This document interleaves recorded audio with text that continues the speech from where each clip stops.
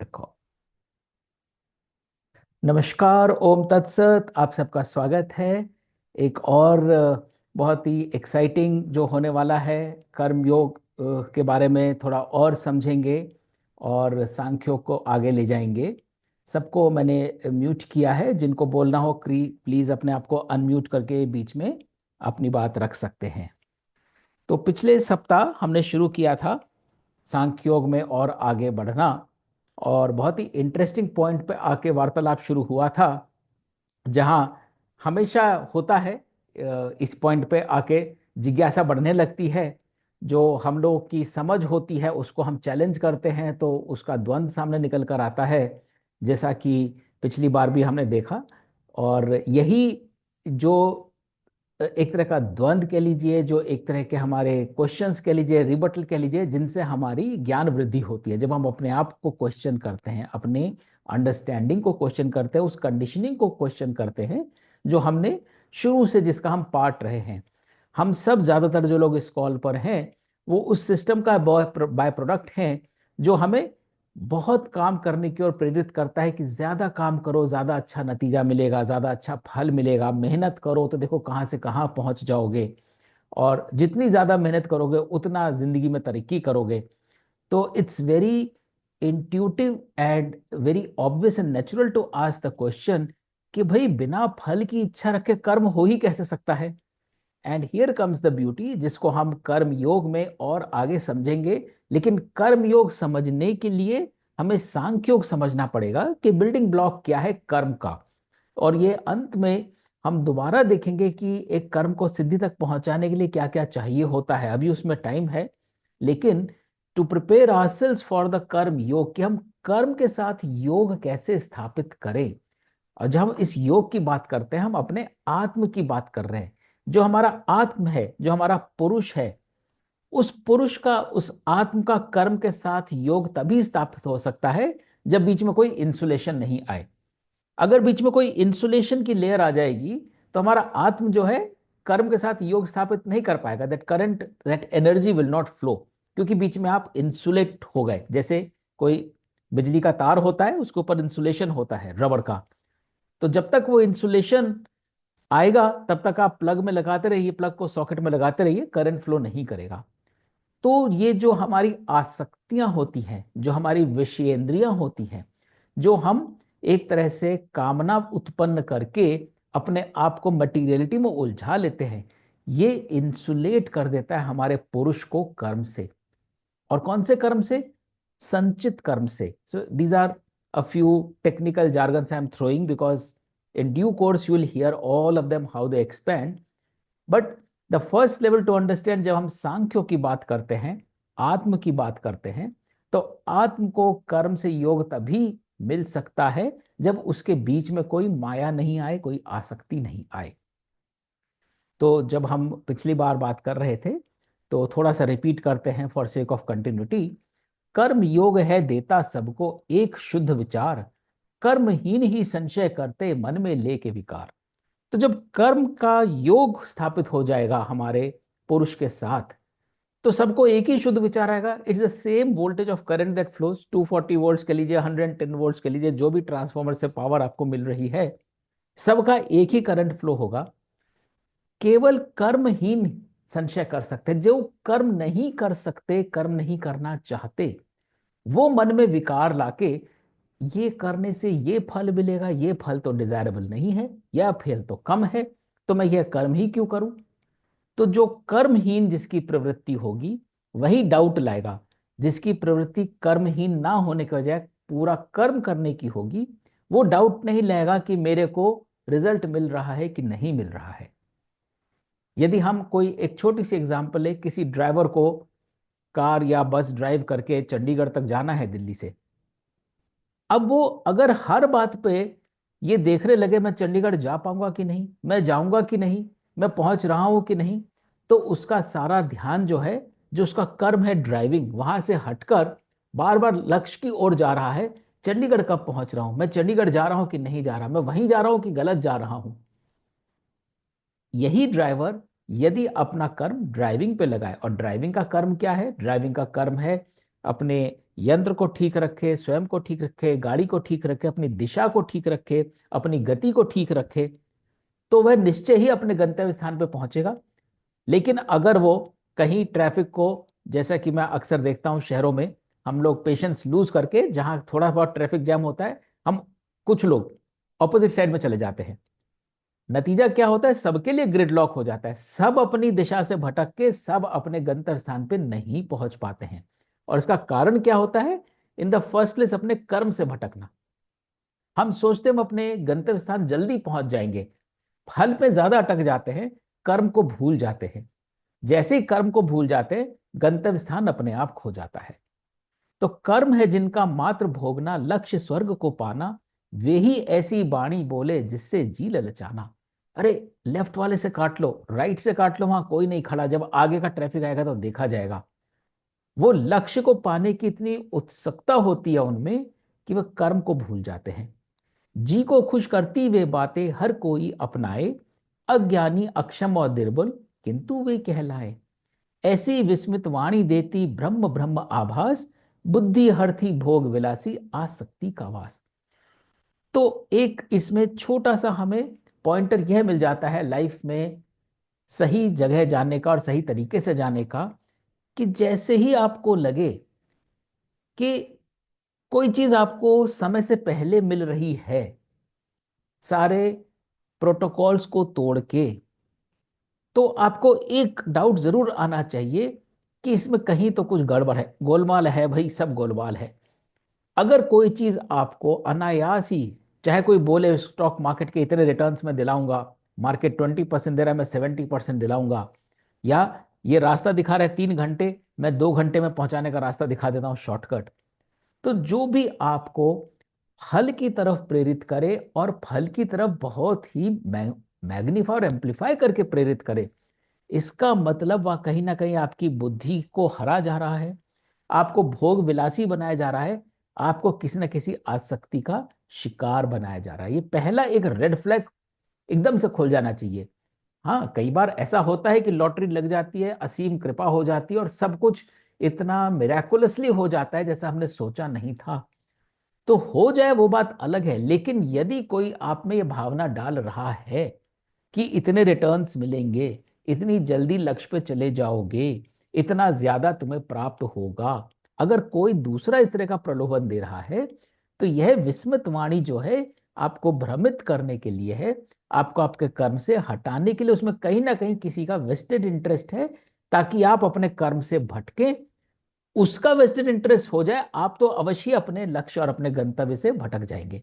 तो पहला red flag हमें देखना चाहिए, कभी भी हम डिसीजन लेते हैं ना, डिसीजन पॉइंट पे होते हैं, ए करें या बी करें, और बी में अचानक बहुत सारा हमें सब कुछ ऐसा सही होता नजर आए एक्सपेक्टेशन से ज्यादा, तो एक बार उसका ड्यू डिलिजेंस चेक जरूर कर लेना चाहिए।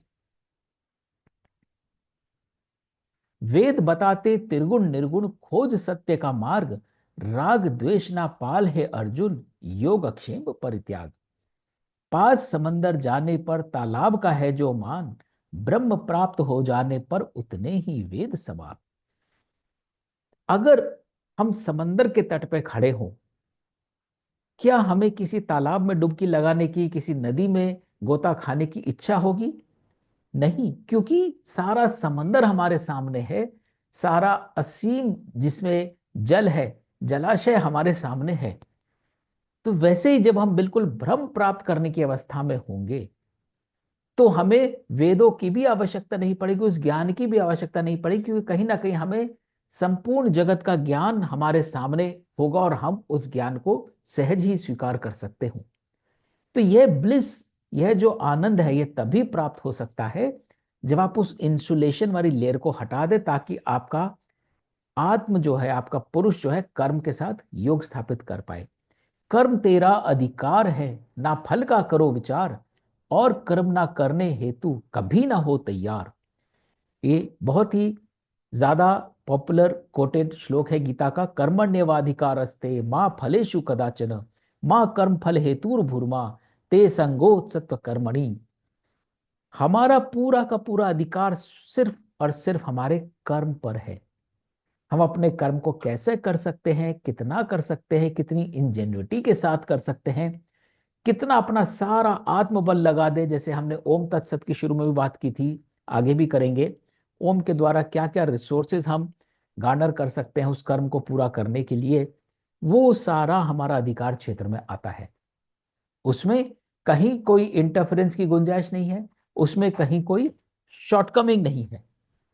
किंतु फल का विचार रखते ही हम क्या कर रहे हैं, अपने धर्म से विमुख हो रहे हैं। हमारा धर्म है ही नहीं फल का विचार रखना। तो बहुत काउंटर इंट्यूटिव लगता है, मैं आईआईटी का एग्जाम दे रहा हूं, मैं फल का विचार कैसे ना रखूं कि मैं आईआईटी में पास होऊंगा या नहीं, वो एग्जाम क्लियर करूंगा या नहीं।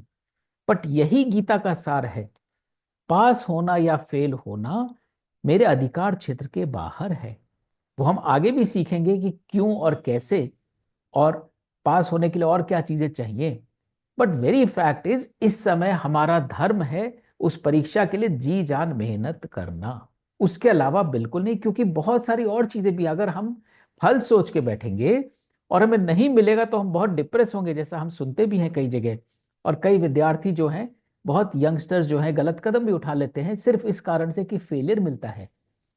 फेलियर और सक्सेस जिंदगी का पार्ट है, जीवन का पार्ट है।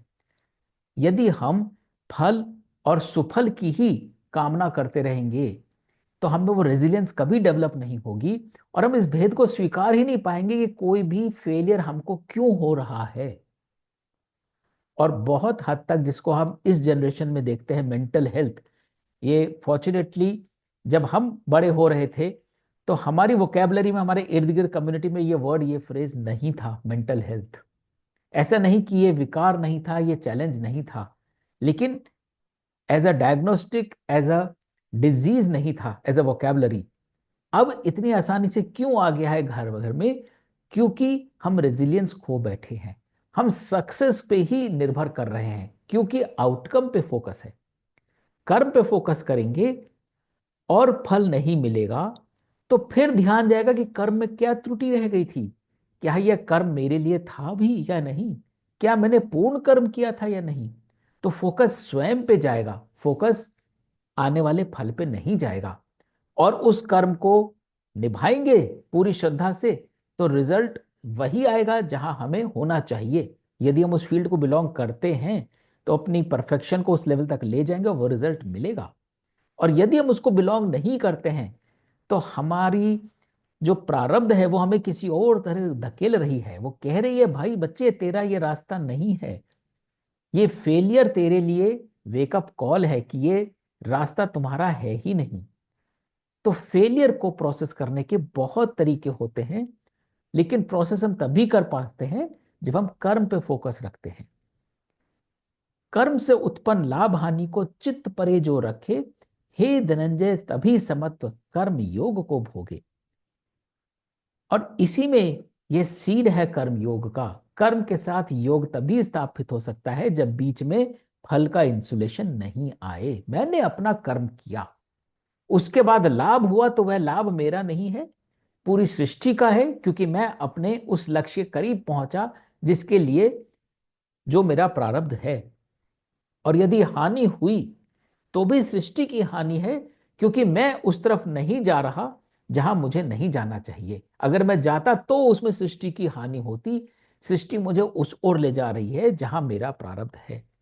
तो जब आप लाभ और हानि को कर्म से डिटैच कर लेते हैं तभी आप समत्व, एक सम स्थित प्रज्ञ जिसे बोलते हैं, बिना किसी इंसुलेशन के कर्म को पुरुष से जोड़ सकते हैं। फल का जी में ध्यान धरे, किया कर्म जो जाए, हो जाते निष्कर्म सभी, बुद्धि योग बस पाए। अब अगर फल में ही चिंता घुसी हुई है तो कर्म योग नहीं मिलता, क्या मिलता है? बुद्धि योग। और बुद्धि योग का क्या अर्थ है? अब हम अपने आत्म और कर्म के बीच में अपनी बुद्धि को ले आए। हमारी बुद्धि अब डिसीजंस लेगी, नहीं नहीं ये तो ठीक नहीं था, ये तो ऐसे होना चाहिए था, ये तो वैसे होना चाहिए था। तो जो आपका कर्म था वो तो निष्कर्म हो गया, क्योंकि आपकी सारी बुद्धि फल में अटैच होकर रह गई। मुक्त करे निष्काम भावना, सदा पुण्य और पाप से, निर्मल चित्त ही शीत भरेगा कर्म बंधन के ताप से। तो जो कर्म का बंधन है ना, इसका जो ताप है, रिजल्ट नहीं मिला, बहुत जलन हो रही है, बहुत उद्वेगना हो रही है, बहुत ड्राई फील हो रहा है, आई डोंट फील नर्चर्ड और नरिश्ड, क्योंकि मेरे को फल से अटैचमेंट था। और कई बार क्या होता है, एग्जाम क्लियर कर लिया तो अब वो रैंक वो नहीं आई, अब वो रैंक वो आ गई तो कॉलेज वो नहीं मिला, वो कॉलेज मिल भी गया तो वो डिसिप्लिन वो नहीं मिला, वो डिसिप्लिन मिल गया तो वो सेक्शन वो नहीं मिला जहां मेरे बाकी फ्रेंड्स थे, या मिल गया या नहीं मिला, जो भी आपका अटैचमेंट है। तो जितना हम कर्म के बंधन में अपने आप को बांधेंगे, उतना ये ताप बढ़ता जाएगा। और जितना अपने आप को इससे मुक्त करेंगे, गोइंग विद द फ्लो, मैं अगर एडमिट हो भी गया तो जिस कॉलेज में हुआ वो मेरा प्रारब्ध है, वही मेरी कर्म भूमि है। तो आप अपने आप को निष्काम भावना से कर्म फल से मुक्त कर लेते हो, और तभी आपका चित्त शांत होता है, और तब आपका चित्त उस कर्म की ओर बढ़ता है जिस कर्म के लिए आप वहां तक पहुंचे हो। अब आप अगर इंजीनियरिंग या मेडिकल या लॉ स्कूल में पहुंच गए और आपको एक पर्टिकुलर रैंक नहीं मिली, यदि आप उसके बारे में सोचते रहोगे तो जो रैंक मिली है उसके प्रति जस्टिस कब करोगे? क्योंकि सारा टाइम तो आपको एक सेंस ऑफ फेलियर लगता रहेगा, क्योंकि आप एक पर्टिकुलर आउटकम डिजायर कर रहे थे, जबकि आपको आउटकम पूरा वही मिला है जो आप डिजर्व करते हो, जहां आप बिलोंग करते हो। और जैसे ही आप अपने आप को फल से मुक्त करोगे, वैसे ही आप अपना 100% अगले क्षण को दे पाओगे। कर्म से फल को मुक्त करे जो उसका जीवन जीता, जन्म मृत्यु के तोड़ के बंधन हरि लोक को बीता। जब तू मोह के दलदल से बुद्धि पार लगाए, तीन लोक के भोग से बैराग तुझे हो जाए। तो जैसे ही आपकी आसक्ति हटती है फल से, you start enjoying every moment of what you are doing. फिर आपको जो मटीरियलिटी है उससे खुद ही वैराग्य हो जाता है, वो आपके लिए मैटर ही नहीं करती, वो आपके साथ लिए एग्जिस्ट ही नहीं करती, क्योंकि आप उस भोग विलास के लिए कर्म कर ही नहीं रहे थे।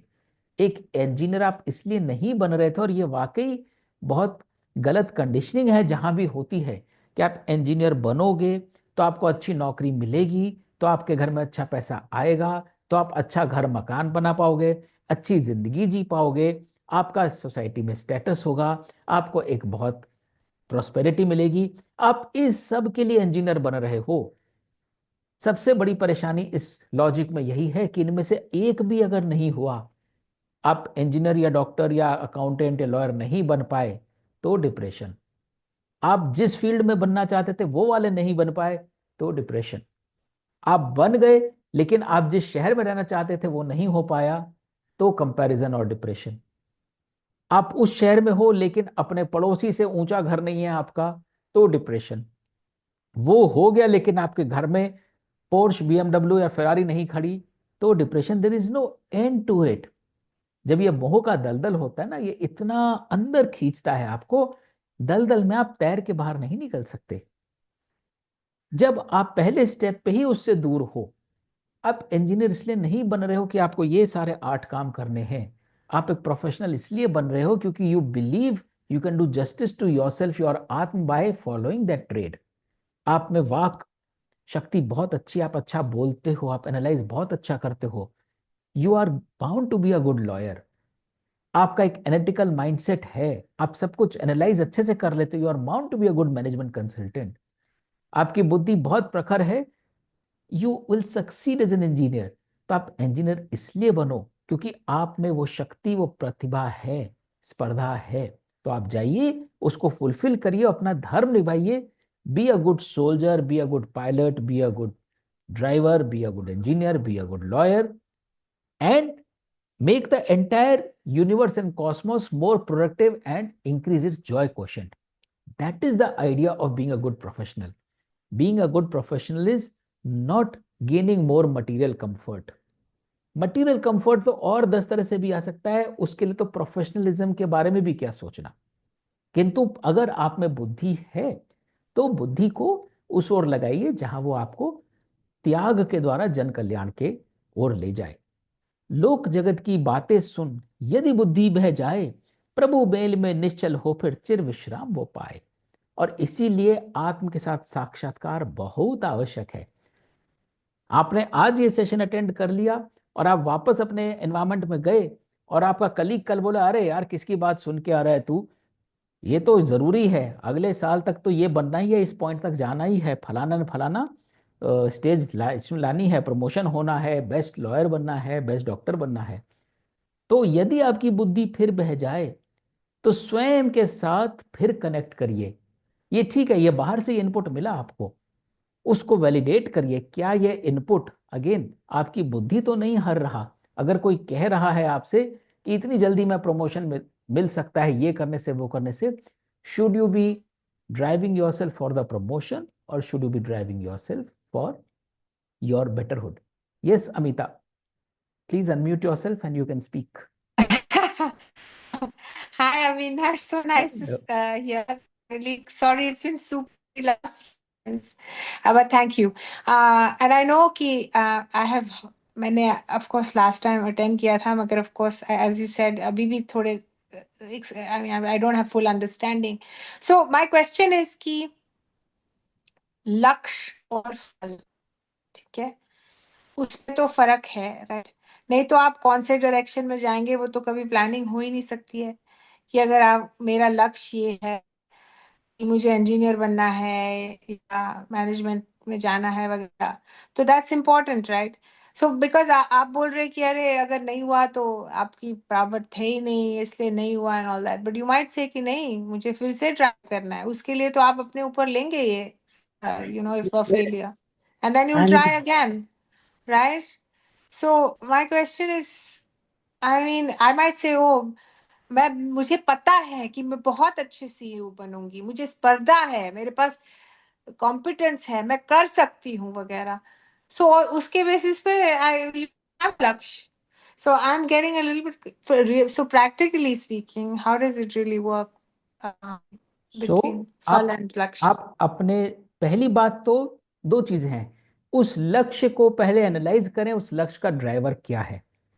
जो भी आपका लक्ष्य है, सीईओ है, इंजीनियर है, डॉक्टर है, लॉयर है, अगर उसका ड्राइवर सेल्फ प्रमोशन और सेल्फ को बेटर बनाना, सेल्फ को मोर कंफर्टेबल बनाना है, नॉट बेटर, अगर बिल्कुल। ड्राइवर ड्राइवर भी मटेरियल कंफर्ट जुड़ा है तो कहीं ना कहीं वो ड्राइवर में भी एक तरह का एबरेशन है। तो मैं ये नहीं कहूंगा कि लक्ष्य छोड़ दीजिए, बस उसका ड्राइवर रिवैलिडेट करिए। Don't change your lakshya, but try to recalibrate why is that my lakshya. तो लक्ष्य वही रह सकता है, लक्ष्य चेंज करने की जरूरत नहीं है, लेकिन उस लक्ष्य का ड्राइवर चेंज करते ही आपको बहुत मन की शांति पहले कर्म करने से पहले ही मिल जाएगी, because now you will see how you are aligned with the लक्ष्य। Earlier you may have been pushed into that लक्ष्य and you are taking that extra pressure on you कि नॉट जस्ट ये लक्ष्य प्राप्त करना है, ये लक्ष्य इतने 6 महीने में भी कर लेना है, क्योंकि there is something else that you are attached to with respect to time, with respect to lakshya की भी क्वालिटी होती है, किस तरह का लक्ष्य है। तो पहले तो लक्ष्य को भी थोड़ा सा कैलिब्रेट करें कि वो लक्ष्य आपका वो लक्ष्य क्यों है, उसमें एक तरह की प्योरिटी लाएं। अगर जरूरत पड़े तो लक्ष्य चेंज करें, और अगर लक्ष्य चेंज नहीं करना तो कम से कम उसके ड्राइवर में प्योरिटी लाएं। That is the first part. The second is assuming वो प्योरिटी आ गई है या ऑलरेडी थी, वाई प्रिज्यूम की वो प्योरिटी नहीं थी, एज्यूम वो प्योरिटी भी थी, तो लक्ष्य पे ध्यान ना रखे, कर्म पे ध्यान करे जाएं। फल कई बार आपको नहीं मिलता, वो भी आपके भले के लिए, क्योंकि शायद वो चीजें आप नहीं डाल रहे जो उसमें डालना चाहिए एज एन इनपुट, तभी जाके वो आउटपुट मिलेगा। और ये कंपटीटिव एग्जाम हो गया या प्रोफेशनल लाइफ हो गई, इसमें इससे ज्यादा ट्रुथ होता ही नहीं है कुछ, कि हम सोचते हैं हम अपना सब कुछ डाल दिया है, but as we will see what all needs to come in to make it to take it to fruition। पर लक्ष्य को मिलना या ना मिलना उससे अटैच ना करें, क्योंकि अगर अटैच करेंगे तो जब तक वो नहीं मिलेगा तब तक वो आपकी शांति लिए रहेगा, आपको शांति नहीं मिलेगी। आपको शांत रह के निष्काम भावना से कर्म करना है, एजिटेट होके स्ट्रेस में आके लक्ष्य की ओर काम नहीं करना है, is the point. Okay, thank you. Got it. Great, let's continue. तो अब जब हम बोल रहे हैं, and almost you are asking the same question जो अर्जुन अब पूछ रहा है, तो हम कह रहे हैं भाई एक सम रहो, लक्ष्य मिले या नहीं मिले, don't stress, don't fret over it, don't agitate.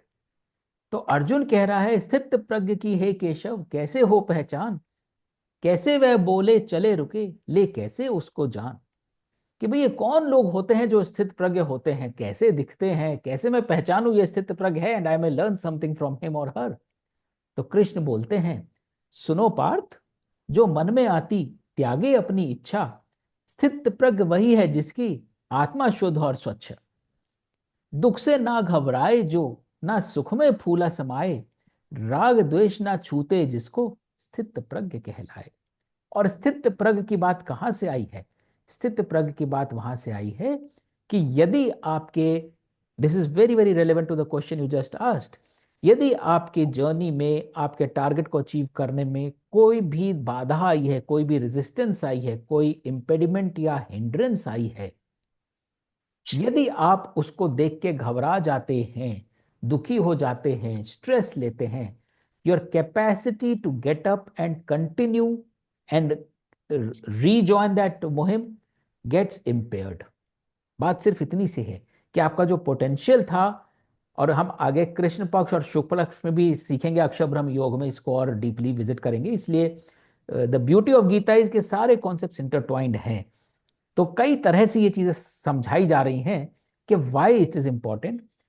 हम सबको एक 100% कैपेसिटी मिली हुई है, if you are all treat में, क्योंकि साइंस पढ़ी हुई है, थोड़ा बहुत रेफरेंसेस वहां से भी आते हैं। कैपेसिटर होता है जो एनर्जी को स्टोर कर लेता है। हमारी जो बैटरीज होती हैं, they are like of a capacitor, they store energy and we can use the battery. तो अगर हम अपने आप को एक बैटरी समझें, हम सबको पूरी फुल पावर मिली हुई है। प्रॉब्लम कहीं और होती है सर्किट में, या तो वो बल्ब फ्यूज होता है, या वायर में जैसे मैंने बोला कहीं ना कहीं इंसुलेशन आ जाता है, या फिर हो सकता है कहीं ना कहीं सर्किट थोड़ा सा कट जाता है विद यूसेज। हम क्या करते हैं, अपनी बैटरी को ही डाउन कर लेते हैं। बैटरी डाउन हो जाती है तो जब सर्किट ठीक भी हो जाए तो भी हमारी बैटरी 30% पे है। अब 30% पे है तो फिर हमको वही एनर्जी के साथ हम आगे नहीं बढ़ पाते, और फिर हम सोचते हैं क्या हो रहा है, 3 साल पहले तो पूरी तरह से चल पा रहा था, आज नहीं चल पा रहा। हमने स्वयं अपनी बैटरी डाउन कर ली। तो जब हम रिजल्ट ना मिलने की स्थिति में एनालाइज नहीं करते कि प्रॉब्लम क्या है, बैटरी डाउन, सॉरी सर्किट खराब है, या बल्ब फ्यूज है, या इंसुलेशन आ गया है, हम बैटरी पे जोर डाल जाते हैं, क्योंकि हम सिर्फ बैटरी पे ही काबू कर सकते हैं, हम उसी को वीकन कर देते हैं। तो हमारा पोटेंशियल कम हो जाता है, और जितनी बैटरी हम जिस सर्किट में डाल सकते थे, एंड यहां पे बात यही हो रही है कि your battery can be use for multiple kind of circuits, for multiple toys.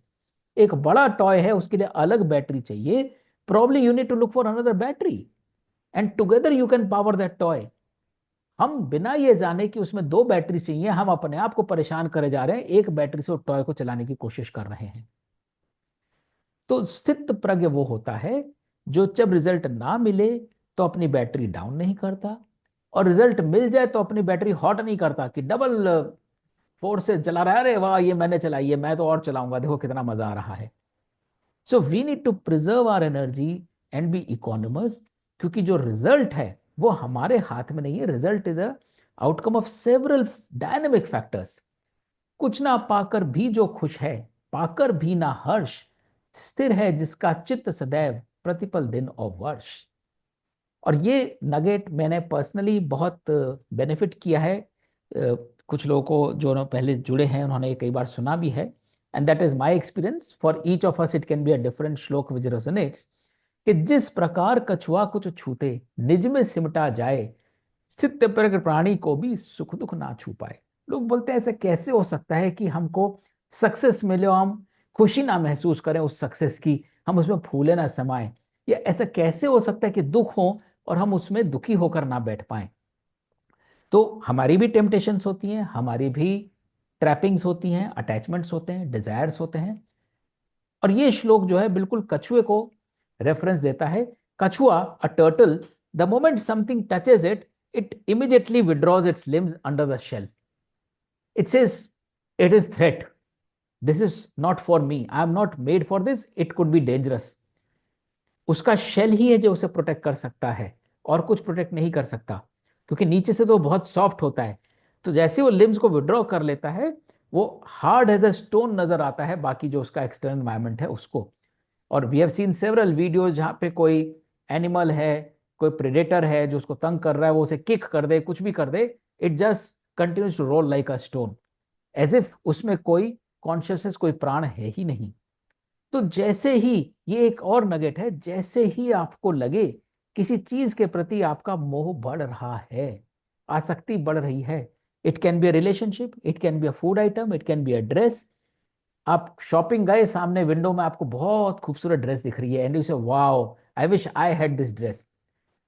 Now the moment you realise that that dress is trapping you, और that relationship, oh what a beautiful person, जैसे ही ऐसा कुछ लगे, remind yourself, I need to withdraw like a turtle. Because अब आप पहले कगार पर हो जहां पे एक डिजायर उत्पन्न होने वाली, अभी डिजायर उत्पन्न नहीं हुई है, अभी सिर्फ एक उसका स्पार्क निकला है। पर वो स्पार्क कब एक फायर में बदल जाए, जो डिजायर की तरह आप कंज्यूम कर जाए, you will not be able to control because you are fuelling it. तो जैसे ही वो स्पार्क हो, वैसे ही अपने आप को विड्रॉ करो, this is not for me, this is not the truth.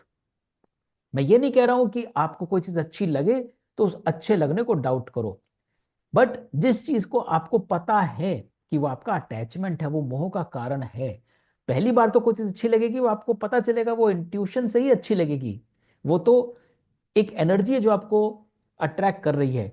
लेकिन जब आप उस एनर्जी से इंटरेक्ट करते हैं और रिपीटेडली इंटरेक्ट करते हैं और वो एनर्जी आपकी डिपेंडेंस बन जाती है, और वो नहीं मिले तो आप अपने आप को हैंडीकैप फील करते हैं, ये उस स्थिति की बात हो रही है। चाहे वो खीर हो, बहुत पसंद हो, चाहे वो छोला भटूरा हो, चाहे वो कोई ड्रेस हो, चाहे वो कोई ज्वेलरी आइटम हो। तो now if you have a weakness, बात उस आसक्ति की हो रही है कि नहीं, आई हैव दिस आसक्ति, मैं अपने आप को रोक नहीं पाता हूं सामने ज्वेलरी दिख जाए तो, मैं आपको रोक नहीं पाता हूं सामने बीएमडब्ल्यू में जाता कोई दिख जाए तो जहां आपको पता है कि आपकी वीकनेस है, आप में आसक्ति डेवलप हो चुकी है, ये उस सिचुएशन के लिए कि next time you see a BMW going on car, you just say God bless you, enjoy that BMW, you are enjoying, I am feeling the joy in my heart, rather than the feeling of, oh, I need to work towards it, I need to ensure that I have this BMW by next year or whatever. तो जैसे ही आप में वो कामना जागृत हो जो आपकी आसक्ति का रूप ले रही है, वैसे ही अपने आप को याद दिलाइए उस कछुए की भांति, ये आसक्ति है, आपको पकड़ने आ रही है, withdraw. And once you train your mind slowly, you'll realize how powerful this withdrawal becomes for anything which otherwise would turn into your weakness. और इसके साथ जो अगला श्लोक है वह भी बहुत जरूरी है कि केवल भोग त्याग से ना कोई स्थित प्रज्ञ कहलाता, जब तक आसक्ति ना त्यागे मोक्ष नहीं मिल पाता। तो ऐसा नहीं है कि आपने बीएमडब्ल्यू देखी और आपने अपना मुंह उधर मोड़ लिया, मन में अभी भी वही फीलिंग है, but you are just blocking your vision. तो केवल भोग का त्याग करने से आप स्थित प्रज्ञ नहीं कहलाओगे, अपने मन से आसक्ति निकालनी पड़ेगी, अटैचमेंट निकालना पड़ेगा, डिपेंडेंस निकालनी पड़ेगी। और कर्म को फल के लिए करना सबसे बड़ी आसक्ति है, क्योंकि यदि मैं फल के लिए कर्म कर रहा हूं तो उस फल को प्राप्त करते मैं एक और फल पैदा कर लूंगा उसके जगह, और फिर वो फल मेरे को खींचेगा, और उस फल को मिलने की स्थिति में एक तीसरा फल पैदा कर लूंगा, और यदि पहले वाला नहीं मिला तो तीसरे की चिंता करूंगा कि पहला ही नहीं मिल पाया तो दूसरा कैसे करूंगा और तीसरा कैसे करूंगा। We need to understand this life journey continues. If you are born to be a CEO or a lecturer or a lawyer or a pilot and you're trying hard and you're not getting it, try and try until you succeed, or you realize that something else needs to be done or it is not your forte. If you belong to that energy you will get. बात सिर्फ इस life की नहीं होती है, ये जीवन अनंत है, आप अनंत हो। आपको जो फेलियर्स मिल रहे हैं वो सब सीखने के लिए मिल रहे हैं कि उन सब में क्या जाना चाहिए, क्या रिसोर्सेज जाने चाहिए, क्या एनर्जी चाहिए, क्या पॉजिटिविटी चाहिए, क्या आपका एक डिस्पोजिशन चाहिए, तब जाके वो चीज हासिल होगी। तो यदि किसी को हो रही है, आपको लगता है मैं भी उसी पॉइंट पे हूं, वो भी उसी पॉइंट पे, उसको कैसे मिल रहा है, कहीं ना कहीं एनर्जी लेवल पे वो आपसे ऑलरेडी परिपूर्ण है, ज्यादा कंप्लीट है। That is why he is drawing that energy to himself और herself and able to get it. And third nugget जो आगे आएगा, लेकिन इसका टीजर आपको अभी दे रहा हूं। जीवन में इतनी बार ऐसे मौके आएंगे, लेट गो। आप छोड़ दो, वो चीज चल के आपके पास आएगी if you belong in that energy naturally. वो आएगी आपके पास। जब तक आप उसके पीछे भागोगे, चेज करोगे, मैं ये नहीं कह रहा चेज करने से मिलेगी नहीं, पर चेज करने से you are spending your own energy, maybe it's not worth chasing. आप नेचुरली उस डोमेन को बिलोंग करते हो, so exude that positivity, it will come to you. But if you try chasing it, you are also exuding that desperation, you are also exuding that competitiveness, you are also exuding that lack of hope, because of which that energy is not getting aligned। पर आगे बात करेंगे इसकी। आसक्ति वश रहे इंद्रियां, मन बलात् हर लेती, कर्म निष्काम की राह में कौनते बाधा पैदा करती। तो जैसे ही हमारे मन में आसक्ति रहेगी, हमारी इंद्रियां हमारे मन को हर लेंगी। एंड देन जो हमारी ज्ञान इंद्रियां हैं, जिनसे हमें ज्ञान प्राप्त करना है, हमें ज्ञान प्राप्त करना है उस अवेयरनेस का, हमें देखना है कुछ और, हम देख कुछ और रहे हैं। हमें सुनना है कुछ और, हम सुन कुछ और रहे हैं, क्योंकि हम रिजल्ट से अटैच्ड हैं। हम वो सब, आपने देखा होगा एआई कई बार हमको वही कंटेंट दिखाती है जो हम एक दो बार देखने लगते हैं। तो एआई तो आज आई है, 5-7 साल पहले हमने इसको अपने सामने फिजिकल रूप में देखना शुरू किया है कि आप एक सोप का ऐड देखिए, आपको 10 दिन तक वो सोप के बारे में सब कुछ बताता रहेगा एआई जो है, क्योंकि वो पकड़ लेता है, अच्छा you are interested in soap. पर गीता का ज्ञान तो 5,000 वर्ष पुराना है। वो तो तब से कह रहा है कि जैसी आपकी आसक्ति होगी वैसे ही आपकी बुद्धि जो है हर ली जाएगी, तो आपका मन ही वो सब देखने सुनने लगता है। तो आप उन सब कॉन्वर्सेशन का पार्ट हो जाएंगे जिसमें वो सब बोला जाएगा, ये क्यों डिफिकल्ट है, ये कैसे नहीं हो रहा, क्योंकि आपकी आसक्ति फल की तरफ हो गई। या आपको हर जगह वही दिखने लगेगा, इसका भी रह गया, उसका भी रह गया, इसका भी नहीं हुआ, या उसका हो गया, देखो उसका तो हो गया, मेरा नहीं हुआ, या ये एग्जाम इसने क्लियर कर लिया, मैंने नहीं किया। That is the problem in focusing on the outcome. It hijacks your power to think and hijacks your consciousness, और वो फर्दर निष्काम कर्म की राह में बाधा पैदा करती है। इंद्रियों को वश में करना है परम आवश्यक, तभी ब्रह्म को प्राप्त होता सही अर्थ में साधक। And now the the most beautiful nugget जो लाइफ लॉन्ग आपको साथ देगा। इच्छा जन्म दे आसक्ति को, दिस इज द रीजन फल की तरफ क्यों नहीं सोचना चाहिए। इच्छा जन्म दे आसक्ति को और जगाए कामना, पूर्ण ना हो वे कामना तो क्रोध से होता सामना। क्रोध जन्मता अंध अहम को, अहम ब्रह्म फैलाए, ब्रह्म नष्ट करे जो बुद्धि, जीव पतन हो जाए। And that is why desire और अटैचमेंट टू द आउटकम और the desire towards the outcome is wrong, is evil.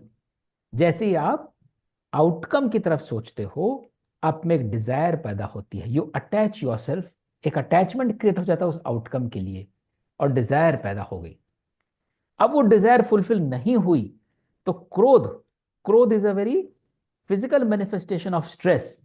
But जैसे ही डिजायर फुलफिल नहीं हुई, स्ट्रेस ने तो जन्म ले ही लिया। अब डिपेंड करता है आपकी रेजिलियंस कितनी है, वो स्ट्रेस आप कैसे लेट आउट करते हो। But we have all seen people around us, कोई डिजायर पूरी नहीं हुई तो लोग कंट्रोल फ्रीक हो जाते हैं, एजिटेटेड हो जाते हैं, हाउ डेयर यू मोड में आ जाते हैं, कंट्रोल करने लगते हैं वर्बली एंड फिजिकली। और इसीलिए क्रोध जन्मता अंध अहम को। क्रोध से, स्ट्रेस से क्या पैदा होता है, ईगो, फिर अहम आ जाता है। How dare it happen to me, I am this, I can do this. The focus shifts on the I, not on the self. I is a very myopic perspective of self. You can only see I of this life. You cannot see I of previous lives or I of subsequent lives. If you connect with self, you don't worry about I. Kor janta and aham ko, that I can only see, it's blind because it cannot see one life beyond, it cannot see one life before. And that I and the ego then creates further illusion. The moment it creates the illusion, ब्रह्म नष्ट करे जो बुद्धि, जीव पतन हो जाए, your consciousness levels goes down. Instead of yourself being able to see lot previous and lot ahead, you are today in this situation because of X Y and Z, और ये आगे हम कई बार रेफरेंस लाएंगे. So even if you are not convinced, park this thought. But fact is, we are a result of all our previous existences. Whatever is today happening to us, good or bad, whatever we have achieved, whatever we failed to achieve, there's a reason for all of that. We are in this situation, that we are trying something, we get it in one go, or we are trying and we are not getting it. It's because of all our previous thoughts that we have harbored, howsoever, which is like a blockchain, inimmutable, indelible. And the only way to move forward is erase that of all that insulation, slowly chip off that insulation, chip by chip, so that your self is protected and you're able to now devote and deliver your 100% pure self for the next karma. Because the moment उसमें आई और ego घुल गया, आपका आत्मा, आपका पुरुष, आपकी consciousness dilute हो गई. You are not moving forward with 100% battery. And if you thought your target was tough, going with less than 100% battery is only going to make it appear tougher and tougher, make you feel less and less weak. तो ये बहुत जरूरी है समझना कि इच्छा से आसक्ति पैदा होती है, आसक्ति से कामना पैदा होती है, कामना से क्रोध आता है, क्रोध अहम को बीच में रख देता है. मैं ये हूं, मेरे साथ ऐसा कैसे हो गया. और वो मैं सिर्फ इस जीवन का होता है. जो आत्म है, यदि हम उससे जोड़ेंगे तो मैं की बात नहीं करूंगे कि मैं ये हूं, मैं ये कर सकता था, मैं ये कर सकती हूं और मुझे ये नहीं मिला है. जैसे ही मैं को बीच में लाए, वैसे ही मेरी कॉन्शियसनेस लेवल इस वर्ल्ड, इस मोमेंट में सिमट के रह गई.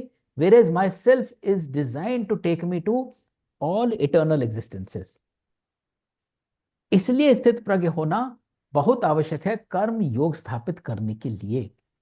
यदि आप गाड़ी चलाते हुए आपका स्टीयरिंग व्हील हिल रहा है, आप स्थित प्रज्ञ नहीं है, लेफ्ट लेन में जरा सा कोई दिख गया या सामने जरा सा कोई दिख गया, आप लेफ्ट लेन में आ गए, लेफ्ट में कोई जरा सा दिख गया, आप फिर से राइट लेन में आ गए. Your fuel consumption will be more. Take it as a very simple example. You are driving a car और आप बार बार लेन चेंज करेंगे, बार बार, जैसे कई लोग करते हैं. आप हाईवेज पे जाएंगे, किसी भी जगह आप देखते हैं, some people drive really rash. Not only their own fuel consumption increases, वो सारे ट्रैफिक को इंपीड करते हैं और एडवर्सली अफेक्ट करते हैं. सारे ट्रैफिक का, हमारी कंट्री का ऑयल इंपोर्ट कितना बढ़ जाता होगा उन तीन चार एरेंट ड्राइविंग ड्राइवर्स की वजह से. पर अगर अपनी बात करें तो जितना ज्यादा हम लेन चेंज करेंगे, सामने रेजिस्टेंस देख के, कभी लेफ्ट कभी राइट, कभी लेफ्ट कभी राइट, कभी दो लेन्स राइट, कभी जूमिंग पास्ट, उतना हमारा फ्यूल ज्यादा खर्च हो रहा है. और जब फ्यूल खर्च होगा और सही रास्ता क्लियर भी मिलेगा, तो भी हम गाड़ी पिकअप करने की बजाय कहां बैठे होंगे? गैस पंप पे बैठे होंगे, क्योंकि हमने फ्यूल खर्च कर दिया.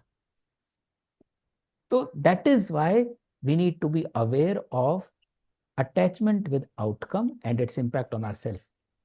किंतु जिसके वश में रहते क्रोध, अहम और भ्रम, चित्त प्रसन्न रहता उसका, वह पाए निश्चल भ्रम.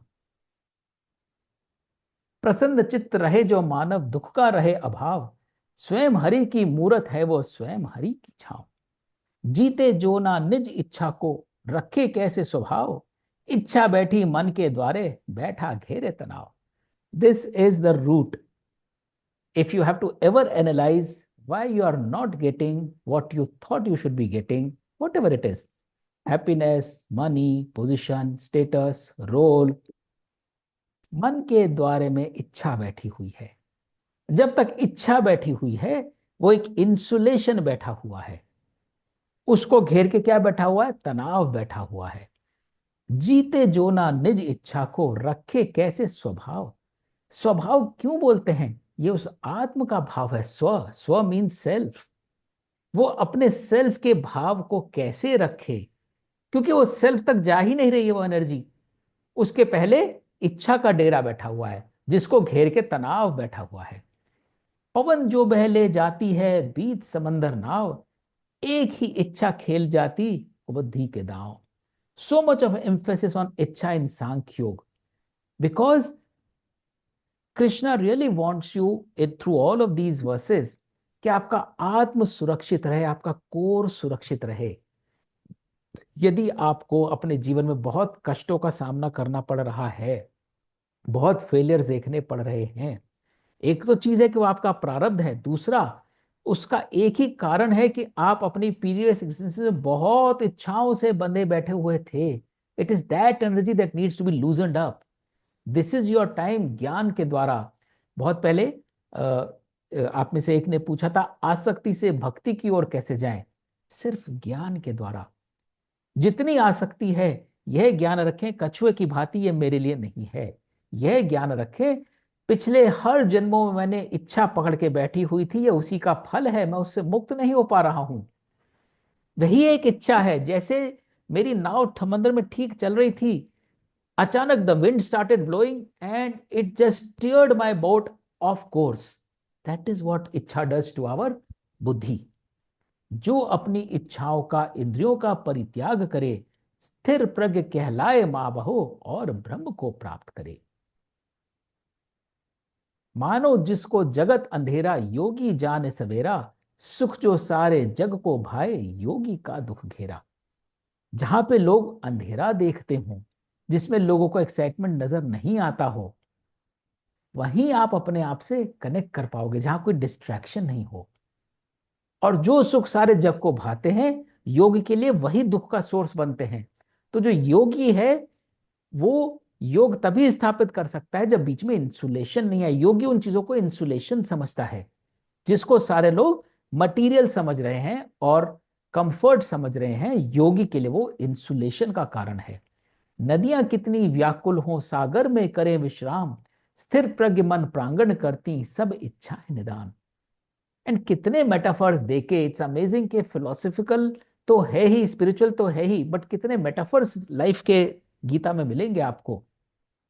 रिवर कितनी उच्छृंखल होती है, कितनी वायलेंट और टर्बुलेंट होती है। सागर में जाकर उसका रिवर जैसा कोई रूप नहीं रहता। सागर में जाके बिल्कुल विश्राम कर जाती है। और इसी प्रकार जब आप धीरे धीरे इच्छाओं का निदान करेंगे, आप देखेंगे आपका मन प्रांगण कितना शांत हो गया है। और फिर आप बोलेंगे अभी तो कोई इच्छा नहीं है, मेरी क्या इच्छा, मुझे ये नहीं लेना, मुझे वो नहीं देना, मुझे सिर्फ अपना कर्म करना है जो मेरे को अपना धर्म करने पे प्रेरित करे, त्याग करने पे प्रेरित करे। मेरी अपनी कोई इच्छा नहीं है, मुझे कुछ चाहिए नहीं। कि जब जब कुछ कुछ चाहिए, तब तक मेरा आत्म जो है वहां पे स्क्रैच पड़ता जा रहा है। हे अर्जुन, जो त्यागे कामना ममता व अहंकार, वही शांति प्राप्त करे खोले मोक्ष का द्वार। ब्रह्म प्राप्त मनुष्य की पार्थ यही एक पहचान, सुख से ना सूखा ना दुख से गीला रहे भोग अनजान। और यहां सबसे जरूरी बात यह, हम इस संसार में आए हैं तो चारों तरफ ये भोग विलास की चीजें तो रहेंगी ही। और हमारी कंडीशनिंग के कारण हमको ये ज्ञान भी बहुत देर से प्राप्त होगा। किंतु जब ज्ञान प्राप्त होना शुरू हो जाए, जब वो घंटी बजनी शुरू हो जाए, खेल वहां से शुरू होता है। खेल वहां से शुरू नहीं हुआ कि आप 2 साल के बच्चे थे, आप टॉय के लिए क्यों मचल रहे थे। खेल वहां से शुरू नहीं होता कि आप 8 साल के थे और आपको कोई ड्रेस क्यों चाहिए थी। खेल वहां से शुरू नहीं होता कि आप नवयुवक बन गए और आपको एक दूसरा व्यक्ति से जैसे प्रेम हो जाता है, आकर्षण हो जाता है, वो क्यों होता है। वो सब नेचुरल है, स्वाभाविक है। खेल वहां से शुरू होता है जब आपको समझ में आ जाए कि ये टॉय है। टॉय सिर्फ इतना ही कर सकता है, थोड़ी देर ही मेरा मन लुभा सकता है, फिर मुझे बड़ा टॉय चाहिए होगा। खेल वहां से शुरू होता है कि जब आपको समझ में आ जाए ये कंपनी मेरे लिए अच्छी है, बट ये मेरी डिपेंडेंस बनती जा रही है। खेल वहां से शुरू होता है जब किसी के प्रति आकर्षण उसके प्रति विषेंद्रिय बन जाए, आप उसके बगैर जी नहीं सकते। अगर आपको उस व्यक्ति के आकर्षण में कोई चीज दिखती है, तो वही चीज आप औरों में ढूंढ के और औरों से भी फुलफिल करने लगते हो। ज्ञान के द्वारा खेल शुरू होता है जब समझ में आ जाए कि यहां तक ये ज्ञान था कि टॉय क्या चीज है, आकर्षण क्या चीज है, कंपनी क्या चीज है, भोजन क्या चीज है। वो ज्ञानेंद्रिय काम कर रही थी। उस ज्ञानेंद्रिय को कन्वर्ट करें कर्मेंद्रिय के लिए।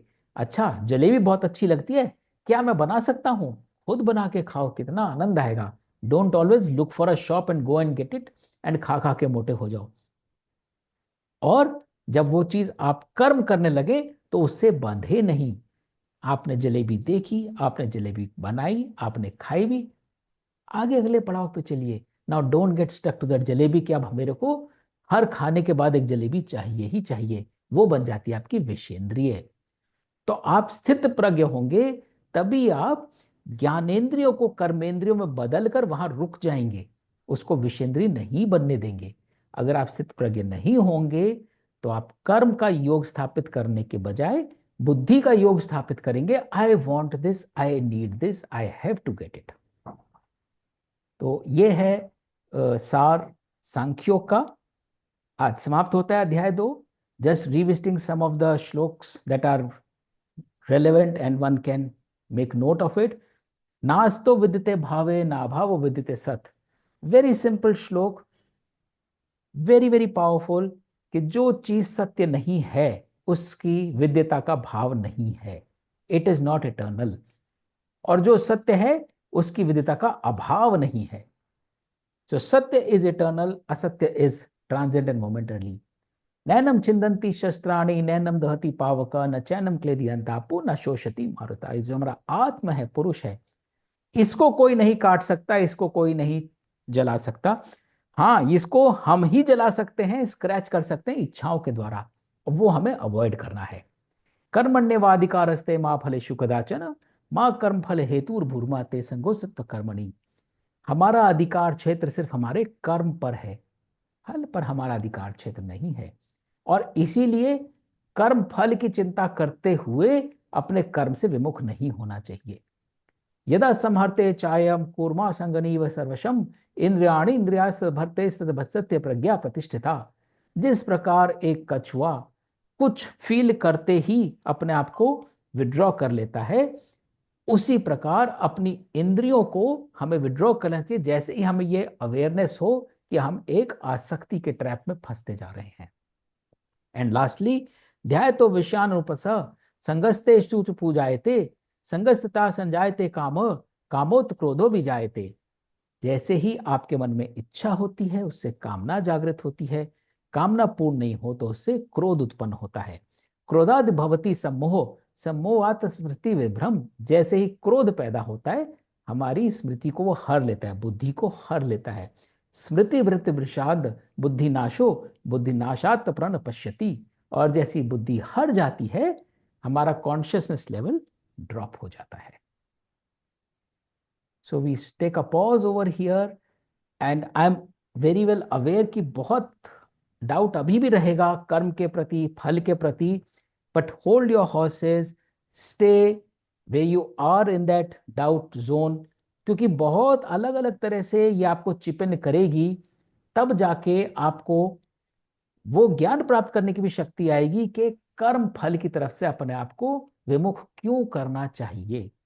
और एक बार वो ज्ञान प्राप्त हो गया, एक बार आप अलाइन हो गए उस थॉट प्रोसेस से, you will yourself start working towards it. जब तक आप उस थॉट से लड़ते रहेंगे तो आप उसकी तरफ तो अभ्यास तो कर ही नहीं पाएंगे, क्योंकि आप थॉट लेवल पे ही उससे क्वेश्चन कर रहे हैं, ये क्यों, ये क्यों, इच्छा तो होनी ही है, फल तो होना ही है। So stay with your doubts, because कर्म योग बहुत लंबा है, फिर वो भक्ति योग बहुत लंबा है, और अल्टीमेटली ज्ञान योग है। तो कई बार तो ये डाउट जो है अध्याय 16-17 में जाके किसी का क्लियर होता है, और किसी का शायद एक गीता के अध्ययन से भी ना हो, उसको शायद बार बार रिविजिट करना पड़े। So we are not here to pass a certificate course कि ये हमें इस सेशन में ही समझ लेना है, सीख लेना है, but we are here to at least absorb. And as you absorb different perspectives, you will slowly start seeing the merit of not getting trapped into the bait of the outcome or the result.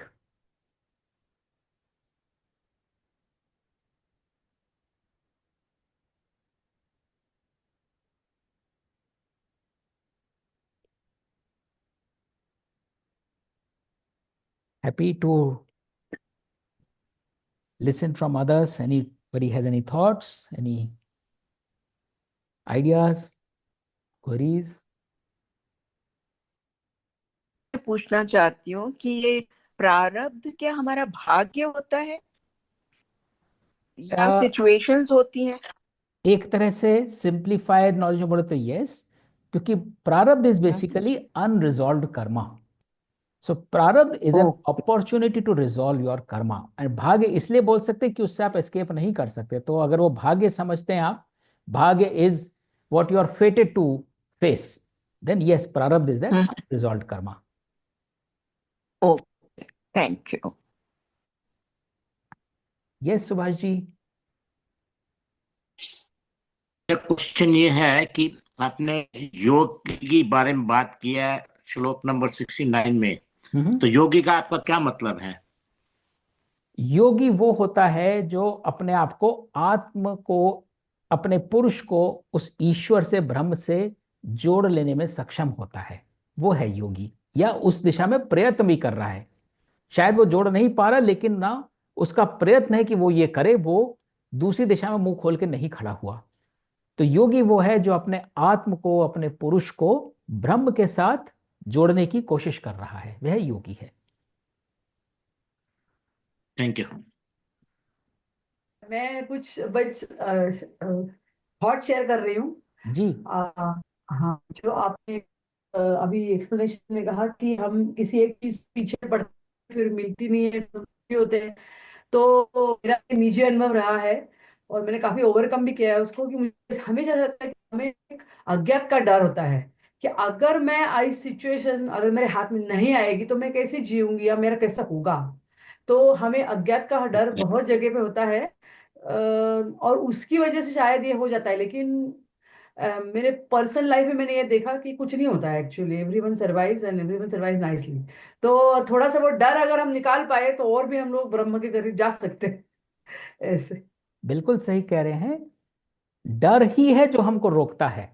डर या आसक्ति, या तो हम किसी से चिपक जाते हैं, ये हमें चाहिए, या ये हमें नहीं मिल रही, ये नहीं मिलेगी तो क्या होगा, ये नहीं मिलेगी क्योंकि दूसरा दरवाजा खुलेगा जिसके लिए आप बने हो। तो कई बार अपने आप को उस दिशा में धकेलने के लिए, सही दिशा में धकेलने के लिए कुछ दरवाजों का बंद होना जरूरी होता है। हम कई बार मेज बच्चों के जैसे सॉल्व करते थे, तो रास्ता नहीं मिलता था, जाते थे, वो लूप बंद हो जाता था। बंद होता था तभी मुड़ के दूसरे लूप में जाते थे ना। अगर जर्नी शुरू करते ही चारों तरफ चार लूप्स खुले हों तो उसमें तो हम ज्यादा भटकते हैं ना। तो कई बार हमें यह भी सोचना चाहिए, कोई चीज अगर काम नहीं कर रही है, destiny is helping us actually rather than obstructing us. Destiny is saying this door is closed for you because you are meant to go through another door.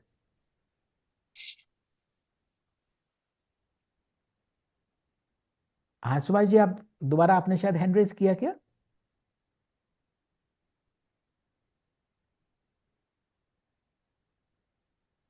May be not. Avinash, this is Bunty here. Yes Bunty. So first of all, your example driving are very good. I just love simplified things. So it was really nice. I think you were using a lot of driving examples today. The second thing is it's a thought that perhaps not connected immediately to today's topic, but often you speak about, you know, these many janmas and whatever situation you because of your past life and all that. So I still, hello. हाँ please go ahead, sorry. Yeah, sorry. Uh, so I am trying to figure this out because I mean, one is just getting into Gita and it's kind of almost first series attempt at trying to understand. At the same time, this concept of previous birth and all that is also a little high. I don't know of it. Still wondering these two aspects. I mean, is that an integral part of?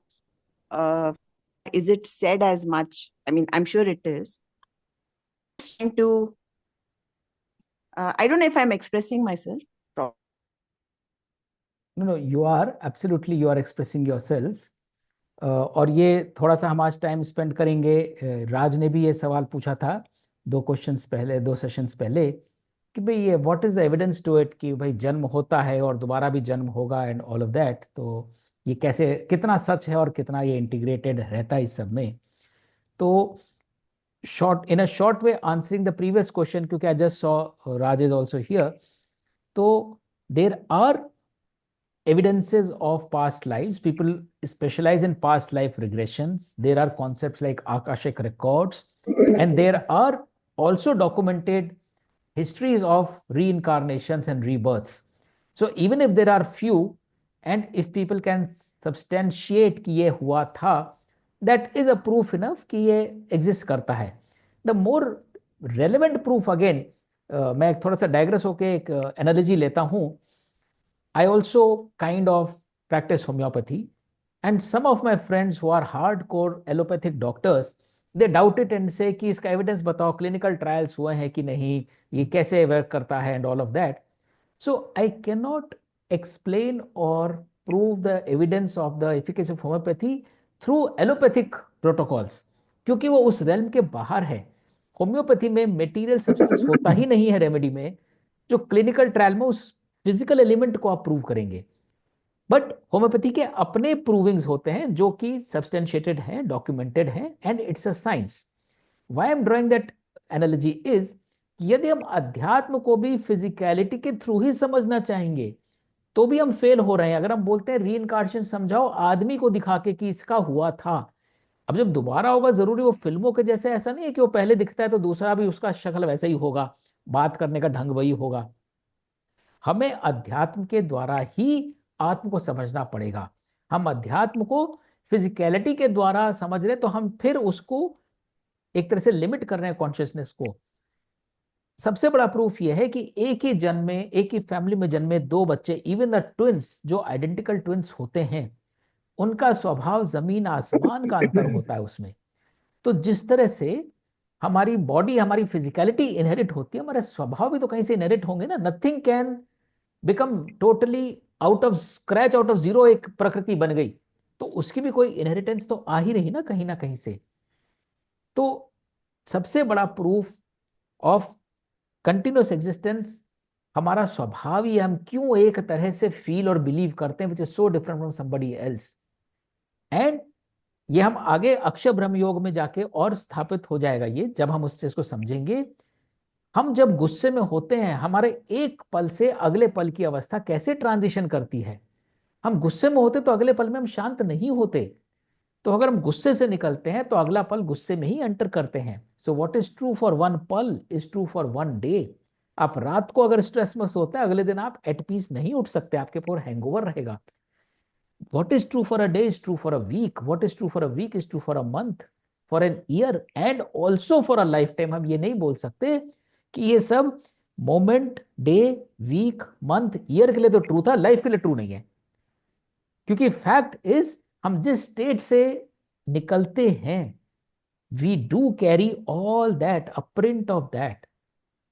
The way our DNA stores our entire being, our purusha stores our entire blueprint. और इसको समझने में थोड़ा और time लग सकता है as we go through some of the other nuggets. But coming back to your question के, sorry, what was the question, Bunty? So I was trying to, I mean, not as much about, this Punarjanam. Of course, that's always a big question, I think, for all of us.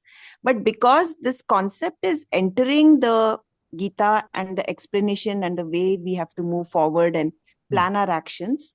So I was trying to see how does one internalize that and how important is it in understanding the Gita itself? Because, yeah, to be honest, so far one has, I mean, I think there's a little bit of a doubt and, whatever you explained just now. Correct. So the question, so I had forgotten in my chain of thought.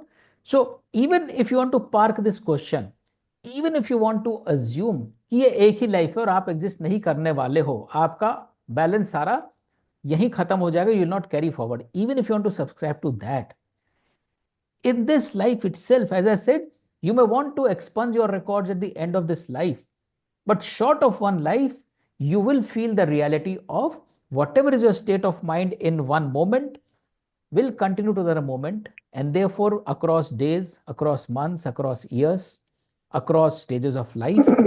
So to that extent, the nuggets will completely hold true whenever you are transitioning between these moments and time lapses. तो जो nuggets की हम बात कर रहे हैं, हम तो मान के चलते हैं क्योंकि हमको ये सत्य लगता है कि ये you go beyond your life. अगर आप वहां तक नहीं रेडी भी हैं और नहीं भी सब्सक्राइब करते, तो भी उस एक जीवन को जीने के लिए तो ये उतना ही अटल सत्य है कि कौन सी चीज आपको एक दिन से दूसरे दिन में शांत चित्त से ले जाएगी और कौन सी चीज आपको स्ट्रेसफुली ले जाएगी। तो अगर आप अपने लाइफ को छोटे छोटे स्लाइसेस में भी बांट के देख ले, तो भी ये नगेट्स उतने ही काम आएंगे आपके। You look beyond your successes, your failures, your trappings, your detachments, your attachments. All of these nuggets will have answers to each one of those. And we can park the doubt or the question of reincarnation once you have seen them enough in your daily life, day after day after day. Yeah, thank you. Avinash ji, Yes. मैंने hello जी जी जी। हाँ, मैंने छोटे level पर ये जो आप गीता में कर्म को फल से डिटैच करने की बात कह रहे हैं, इसको अपने छोटे स्तर पर साइकोलॉजी के कुछ एक्सपेरिमेंट्स में मैंने ये पाया है कि अगर किसी काम को किसी रिवॉर्ड की इच्छा से किया जाता है और उसके बाद फिर वो रिवॉर्ड विथड्रॉ कर लेते हैं, तो उस काम में, उस कर्म में इंटरेस्ट नहीं आता, वो आदमी उससे हट जाता है।